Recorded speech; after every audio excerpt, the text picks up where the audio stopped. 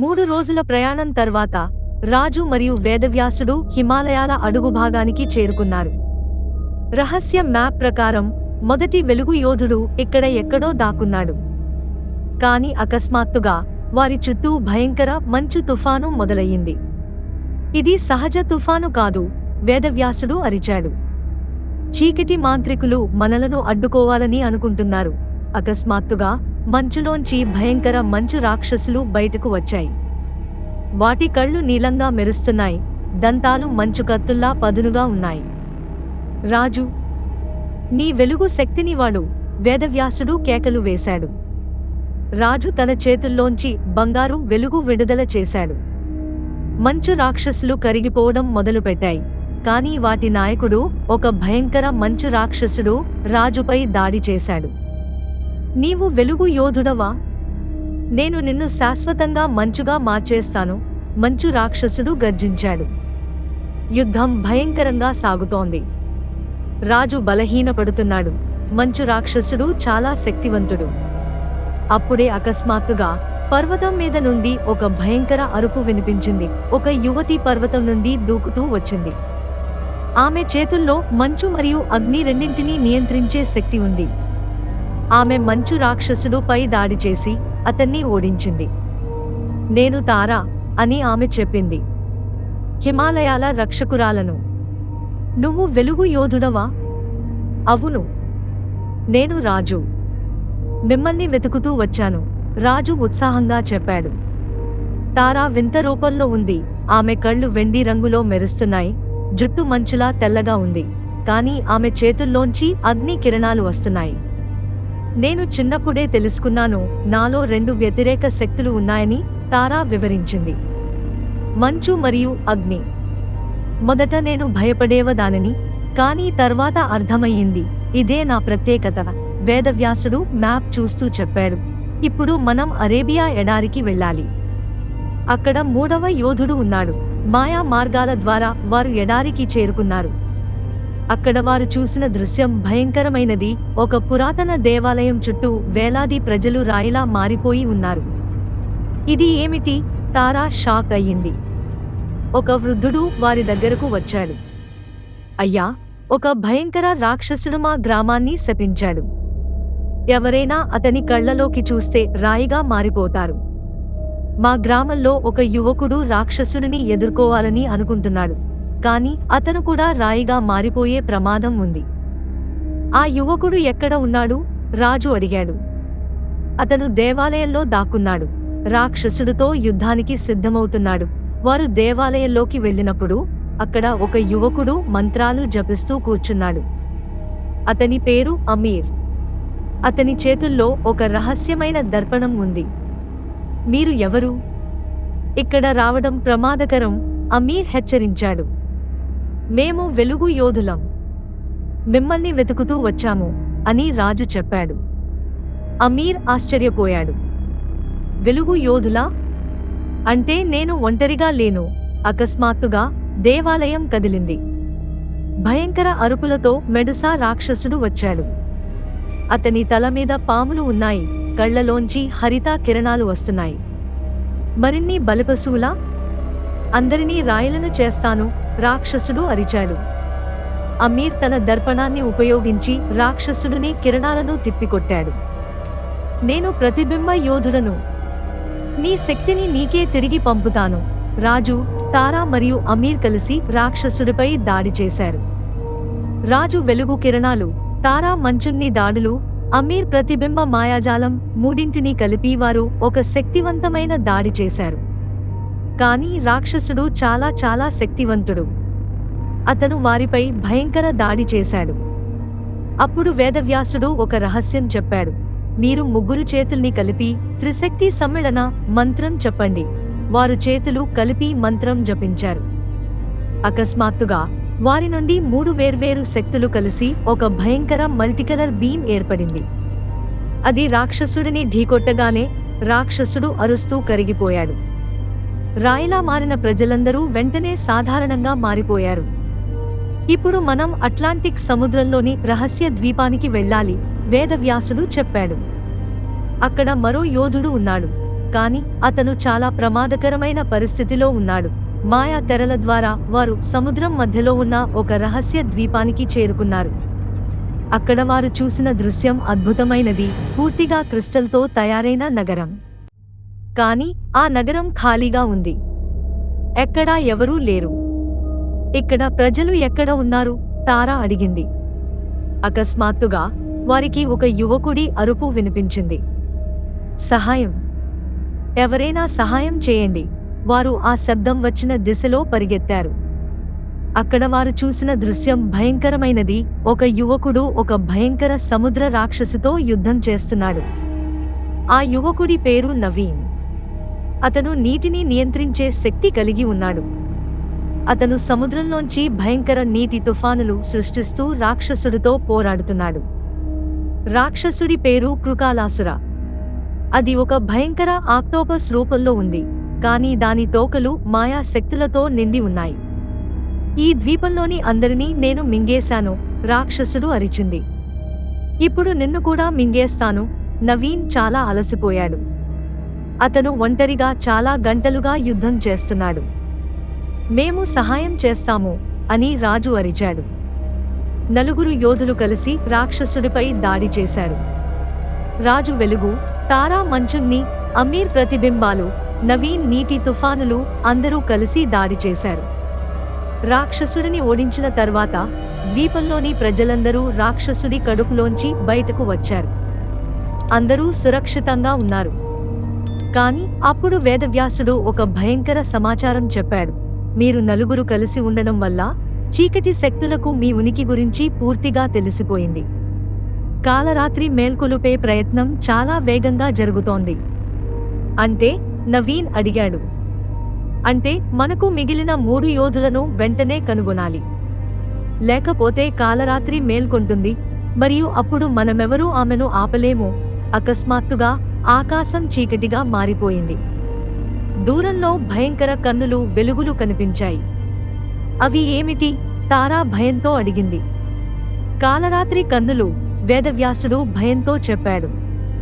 ఆమె ఇప్పటికే మేల్కొలుపు ప్రక్రియ మొదలుపెట్టింది. ఆకాశంలో కనిపించిన కన్నుల వెలుగులు వేగంగా వారి దిశలో వస్తున్నాయి. వాటిలోంచి భయంకర చీకటి కిరణాలు వస్తున్నాయి. మనం వెంటనే ఇక్కడి నుంచి వెళ్ళిపోవాలి, వేదవ్యాసుడు అరిచాడు. కాలరాత్రి కిరణాలు మనల్ని తాకితే మనం చీకటి రాక్షసులుగా మారిపోతాము. వేదవ్యాసుడు తన అత్యంత శక్తివంతమైన మాయాజాలాన్ని వాడి అందర్నీ మాయం చేశాడు. వారు ఒక రహస్య గుహలో ఆపివేశాడు. ఈ గుహ ఎక్కడ ఉంది? అమీర్ అడిగాడు. ఇది టిబెట్లోని ఒక పవిత్ర గుహ. ఇక్కడ కాలరాత్రి కిరణాలు రాలేవు. కానీ మనం ఎక్కువ కాలం ఇక్కడ ఉండలేం, వేదవ్యాసుడు వివరించాడు. మిగిలిన 3 యోధులు ఎక్కడ ఉన్నారు? రాజు అడిగాడు. వేదవ్యాసుడు తన మ్యాప్ని మళ్లీ చూశాడు. ఒకరు దక్షిణ అమెరికాలోని అమెజాన్ అడవుల్లో, ఒకరు ఆఫ్రికాలోని సహారా ఎడారిలో, మరియు చివరివాడు ఓహ్, కాలరాత్రి గుహలోనే ఉన్నాడు. అంటే 4 యోధులు ఒకేసారి అడిగారు. చివరి యోధుడు కాలరాత్రి చేత బంధించబడి ఆమె గుహలోనే ఉంచబడ్డాడు, వేదవ్యాసుడు భయంతో చెప్పాడు. అతను అత్యంత శక్తివంతమైన యోధుడు. ఆమె అతనిని వాడుకుని మిగిలిన మనలను ఆకర్షిస్తోంది. అంటే అది ఒక ట్రాప్? నవీన్ అడిగాడు. అవును, కానీ మనకు వేరే దారిలేదు. 7 యోధుల శక్తి లేకుండా కాలరాత్రిని ఓడించలేం. అకస్మాత్తుగా గుహలోకి ఒక రహస్యమైన స్వరం వినిపించింది. నా పేరు వికాస్. నేను చివరి యోధుడను, నన్ను రక్షించండి. కానీ జాగ్రత్త, ఇది ట్రాప్. అది కాలరాత్రి గుహలోంచి వస్తున్న వికాస్ యోధుడి స్వరం, వేదవ్యాసుడు చెప్పాడు. రాజు నిర్ణయం తీసుకున్నాడు. మనం వెళ్ళాలి. ప్రమాదం ఉన్నా వికాస్ను రక్షించాలి. కానీ రాజు, అది తప్పకుండా ట్రాప్. కాలరాత్రి మనలను అక్కడకు రప్పియాలని అనుకుంటోంది, తారా హెచ్చరించింది. అయినా వెళ్ళాలి. లేకపోతే మనం ఎప్పటికీ కాలరాత్రిని ఓడించలేం అని రాజు అన్నాడు. వేదవ్యాసుడు అందరినీ హెచ్చరించాడు. కాలరాత్రి గుహ ఈ ప్రపంచంలోనే అత్యంత ప్రమాదకరమైన ప్రదేశం. అక్కడ మనం వేర్వేరుగా విడిపోయే ప్రమాదం ఉంది. ఎట్టి పరిస్థితుల్లోనూ ఒకరినొకరు వదిలిపెట్టకూడదు. వారు కాలరాత్రి గుహలోకి ప్రవేశించారు. గుహ లోపల భయంకర చీకటి.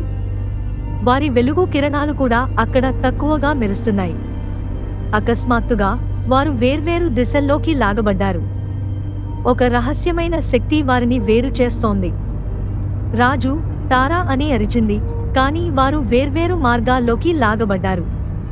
ప్రతి యోధుడు ఒంటరిగా వేర్వేరు భాగాల్లో చిక్కుకుపోయారు.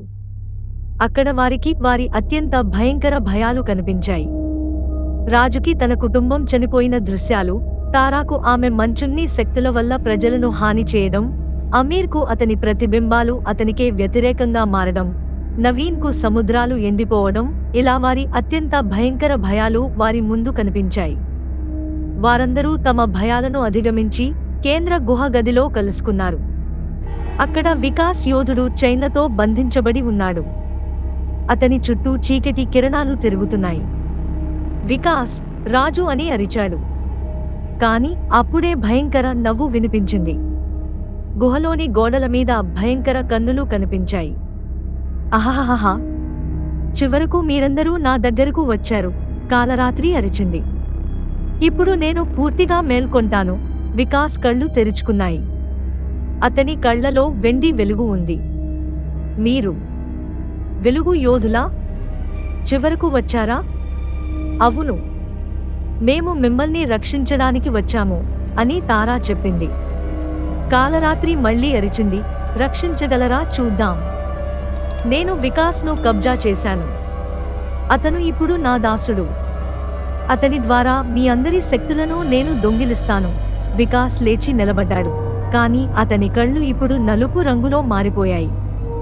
వికాస్, మాట్లాడు అని రాజు అరిచాడు. కాని వికాస్ కాలరాత్రి నియంత్రణలో ఉన్నాడు. అతను నలుగురు యోధులపై దాడికి సిద్ధమయ్యాడు. ఆకాశంలో కనిపించిన భయంకర కన్నుల నుండి నలుపు మెరుపులు వచ్చాయి.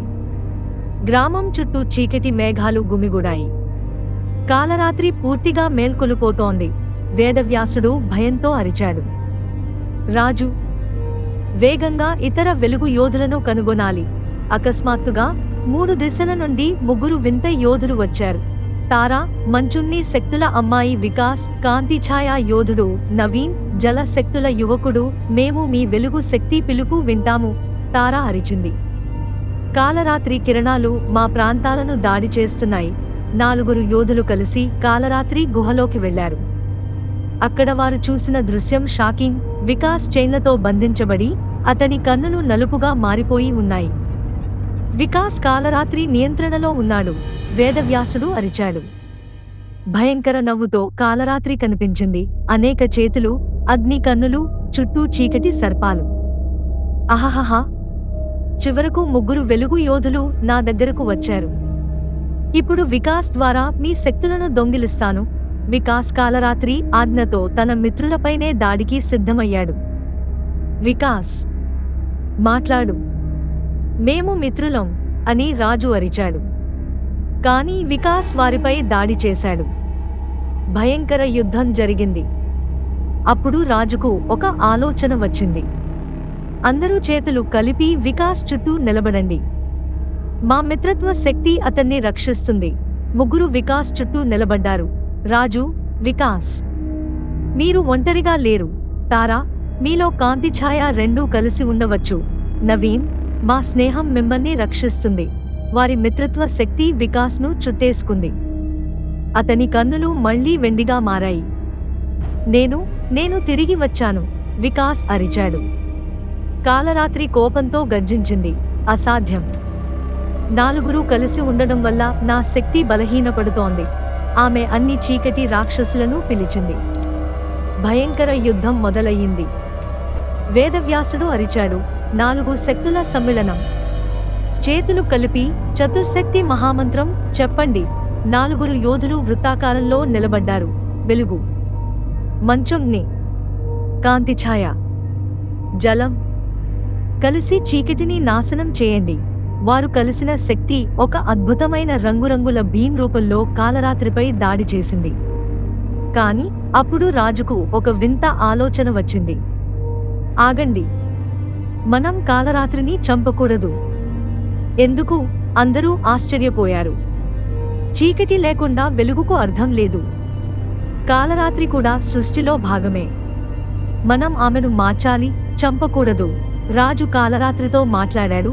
కాలరాత్రి, మేము మిమ్మల్ని శత్రువుగా చూడంలేదు. మీరు సమతుల్యం కోల్పోయారు. కాలరాత్రి ఆగిపోయింది. ఏమిటది? నన్ను చంపడానికి రాలేదా? లేదు. వెలుగు మరియు చీకటి రెండూ కలిసి ఉండాలి, వికాస్ చెప్పాడు. కాలరాత్రి యోధుల మాటలు వింటూ ఆలోచనలో పడింది. వేల సంవత్సరాలుగా ఎవరూ ఆమెతో ఇలా మాట్లాడలేదు. అకస్మాత్తుగా ఆమె భయంకర రూపం మారిపోయి అందమైన రాత్రి దేవతగా మారింది. మీరు నాకు కొత్త దృక్పథం ఇచ్చారు, ఆమె మృదువుగా చెప్పింది. ఇక నేను విధ్వంసం చేయను. రాత్రి మరియు పగలు సమతుల్యంగా కాపాడుతాను, వేదవ్యాసుడు సంతోషంతో అన్నాడు. మీరు చాలా తెలివిగా పనిచేశారు. యుద్ధం కన్నా శాంతి మంచిది.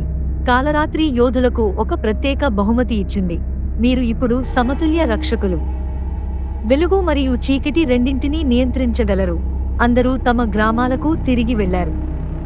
రాజు తన కుటుంబంతో సంతోషంగా ఉండిపోయాడు. ఈ కథ మీకు నచ్చితే లైక్ చేయండి, షేర్ చేయండి, కామెంట్ చేయండి మరియు మన ఛానల్ను సబ్స్క్రైబ్ చేయండి. Thank you very much.